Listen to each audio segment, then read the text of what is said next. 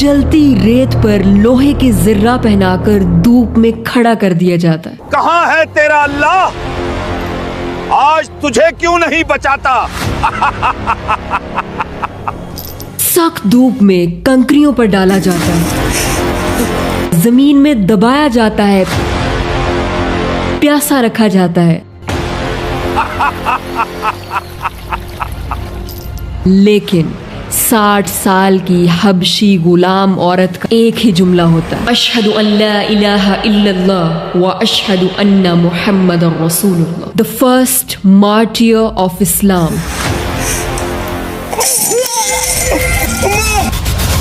حضرت سمیہ رضی اللہ عنہا بنت خبات۔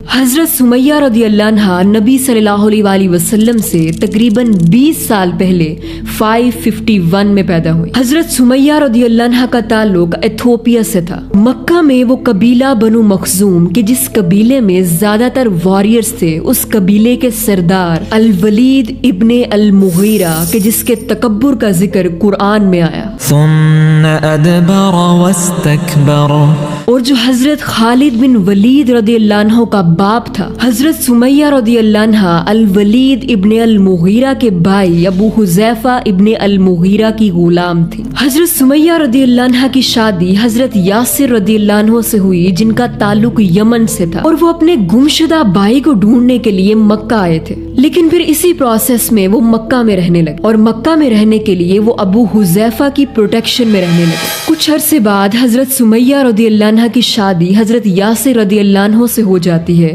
اور ان کا بیٹا پیدا ہوتا ہے عمار ابن یاسر رضی اللہ عنہ، تقریباً اسی وقت جب رسول اللہ صلی اللہ علیہ وآلہ وسلم مکہ میں پیدا ہوئے۔ مکہ میں حضرت سمیہ رضی اللہ عنہ، حضرت یاسر رضی اللہ عنہ اور ان دونوں کے بیٹے حضرت عمار ابن یاسر رضی اللہ عنہ کا صرف ایک ہی مقصد ہوتا ہے، قبیلہ بنو مخزوم اور اپنے سردار کی خدمت کرنا اور ان کو خوش رکھنا۔ قبیلہ بنو مخزوم جنگوں میں مہارت اور اپنی دولت کی وجہ سے مکہ میں بہت طاقتور تھا، اور اسلام کی سب سے زیادہ مخالفت قبیلہ بنو مخزوم نہیں کی تھی۔ جب اسلام نے مکہ میں قدم رکھا تو قبیلہ بنو مخزوم کی ایک طاقتور شخصیت اور حضرت خالد بن ولید کے کزن چچا زاد بھائی عمر بن حشام، جسے اس دور میں اس کے قبیلے کے لوگ ابو الحکم کہتے تھے، اور اسلام میں جسے ابو جہل کہا گیا ہے۔ ابو جہل نے اسلام قبول کرنے والوں پر ظلم کے پہاڑ توڑ دیے۔ حضرت سمیہ رضی اللہ عنہ اور ان کی فیملی جب اسلام کا پیغام سنتے ہیں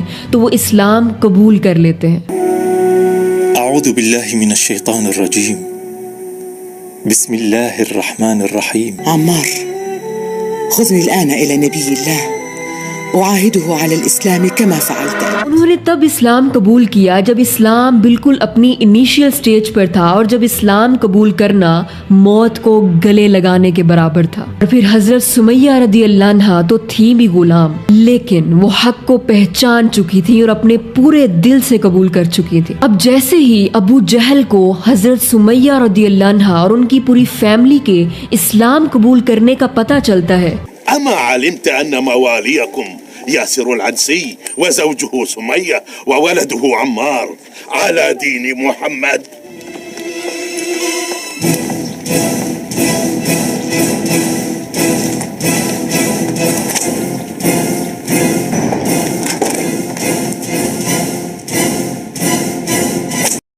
تو وہ ان پر ہر طرح کے ظلم کی برسات کر دیتا ہے، ایسے ظلم کہ جن کو اپنے اندر تھوڑی سی بھی انسانیت رکھنے والا انسان نہ دیکھ سکے نہ سن سکے۔ کوڑے مار مار کر جسم چھلنی کر دیا جاتا ہے، لوہے کی زریں پہنا کر سخت جلتی ریت پر دھوپ میں کھڑا کر دیا جاتا ہے۔ ابو جہل حضرت سمیہ رضی اللہ عنہا پر ہر طرح کا ٹارچر کرتا ہے، اور ایک ہی ڈیمانڈ کرتا ہے کہ تم حضرت محمد صلی اللہ علیہ وآلہ وسلم کو نعوذ باللہ کرس کرو، ورنہ تم مار دی جاؤ گی۔ أو ترجعوا جميعا وتسبوا محمدا۔ اتنے زخموں کے باوجود، موت کو سامنے دیکھنے کے باوجود، ایک حبشی 60 سال کی غلام عورت ابو جہل کے منہ پر تھوک کر کہتی ہے، بمحمد إلا لأنك عشقته لجماله۔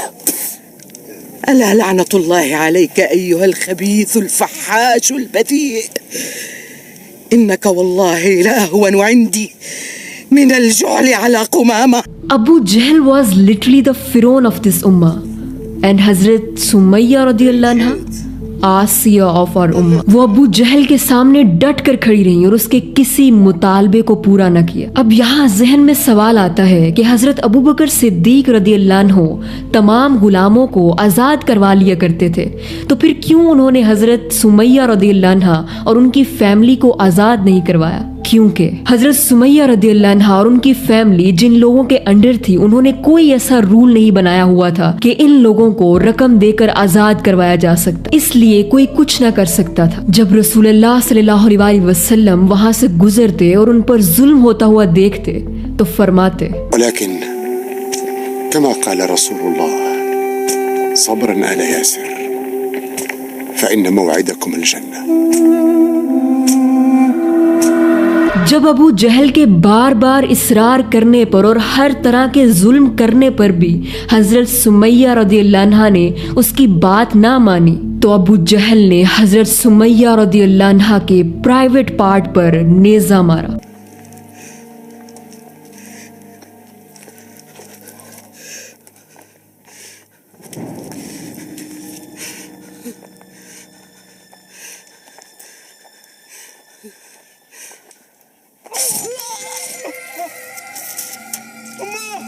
जिससे वो शहीद हो गई। सारी जिंदगी वो गुलाम बनकर रही, तरह तरह की अजियतें बर्दाश्त की, लेकिन गुलाम औरत होने के बावजूद, मौत को सामने देखने के बावजूद इस्लाम को कबूल किया। आज इस्लाम की बात करें तो ख़वातीन 100 तरह के बहाने ढूंढती हैं कि हमारे तो हालात नहीं ठीक, हमारे ऊपर मुसीबतें हैं, हमें इतनी आज़ादी हासिल नहीं है। क्या हजरत सुमैया रदियल्लाहु अन्हा से ज़्यादा मुश्किल है आपकी ज़िंदगी? हजरत सुमैया रदियल्लाहु अन्हा ने ये साबित किया कि जब ईमान मौजूद हो, जब आखिरत पर यकीन हो, तो 60 साल की कमज़ोर गुलाम औरत अबू जहल जैसे ताकतवर इंसान को भी अपने आगे कुछ नहीं समझती। तो बात सारी ईमान की है, मजबूत इरादे की है और कुछ करने के लिए ठान लेने की है। हजरत सुमैया रदियल्लाहु अन्हा की शहादत के बाद उनके शौहर यासिर रदियल्लाहु अन्हु को, जो उनसे भी ज्यादा बूढ़े थे, यहाँ तक कि उनकी पलकों के बाल भी खत्म हो चुके थे, अबू जहल ने उन्हें भी बेदर्दी से शहीद कर दिया।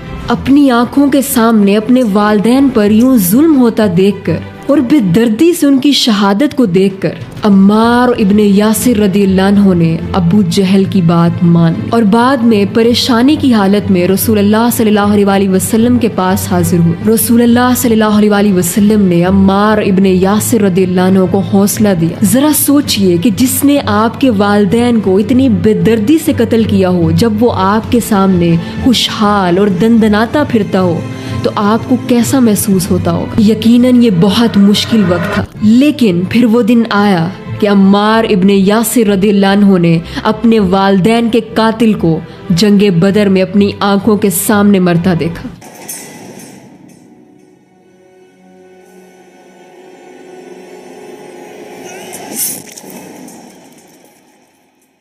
अबू जहल के मरने पर रसूलुल्लाह सल्लल्लाहु अलैहि वसल्लम ने फरमाया, ए अम्मार, अल्लाह ने तुम्हारी माँ के कातिल को कत्ल कर दिया। हजरत सुमैया रदियल्लाहु अन्हा की जिंदगी हमें सिखाती है कि आपका बैकग्राउंड जैसा भी है, आपका स्टेटस जो भी है, आप गुलाम हैं या आज़ाद हैं, अमीर हैं या गरीब हैं, मर्द हैं या औरत हैं, और जिंदगी में आप जैसे भी हालात से गुजर रहे हैं, उनको एक्सक्यूजेस बनाकर हक को तस्लीम करने से पीछे ना हटे, बल्कि जब आप हक को पहचान लें तो उस पर कायम रहें, चाहे आपकी जान ही क्यों ना चली जाए। ये थी हजरत सुमैया रदियल्लाहु अन्हा, the first martyr of Islam की कहानी, जिन्होंने दुनिया में गुलामी में जिंदगी गुजारी, मुसीबतें परेशानियां बर्दाश्त की, लेकिन सब्र करने की वजह से, हक पर कायम रहने की वजह से, इस्लाम का दामन ना छोड़ने की वजह से रसूलुल्लाह सल्लल्लाहु अलैहि वसल्लम से जन्नत की बिशारत हासिल की। जज़ाकल्लाहु खैरा। अस्सलामु अलैकुम व रहमतुल्लाह।